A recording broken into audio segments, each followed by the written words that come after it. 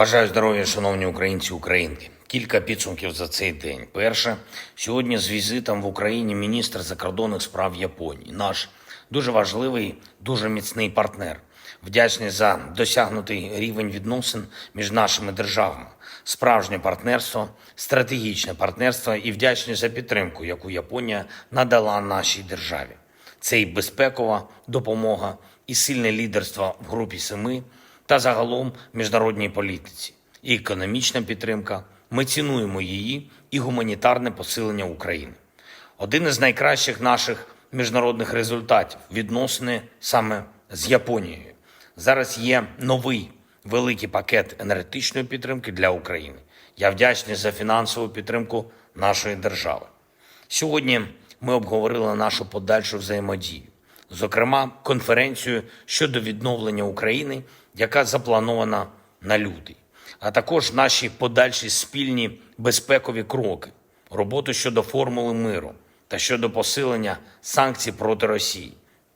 Впевнений, що і цей рік буде достатньо змістовним для наших відносин.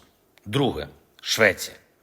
Взяв участь сьогодні у відкритті безпекової конференції, яку щорічно проводить Шведська асоціація «Народ та оборона».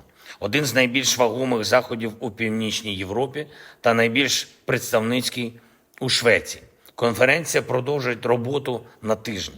Сьогодні перший стартовий день. Представив бачення нашої держави щодо тих викликів та можливостей, які зараз є і для наших держав, України та Швеції, і для Європи загалом. Ключове – солідарність і спільні дії. Ми вже показали, що наша консолідація усіх в Європі та вільному світі здатна брати гору над усіма, навіть найбільш масштабними проявами агресії. І у цьому році маємо зробити ще більше.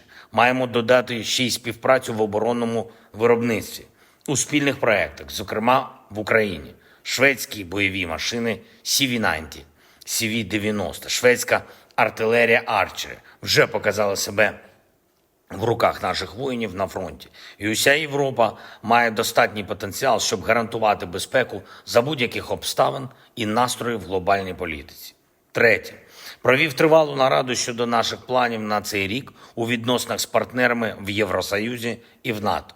Наша комунікація, наші внутрішні зміни, кроки у відносинах, на які розраховуємо. Також і непублічна робота з партнерами. Чітко формулюємо завдання. Були на нараді голова Верховної Ради, голова уряду і профільний віце-прем'єр-міністр, міністр закордонних справ, міністр оборони та його перший заступник, і міжнародники Офісу президента і голова Офісу. Пріоритети наші зрозумілі.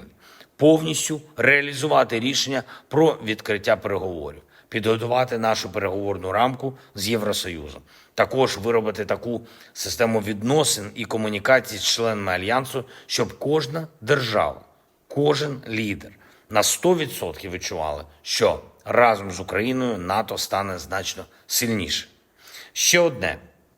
Сьогодні увесь день ще тривають аварійно-рятувальні роботи в Покровську та в навколишніх селах. Це Донецька область. Наслідки російського ракетного удару вчора.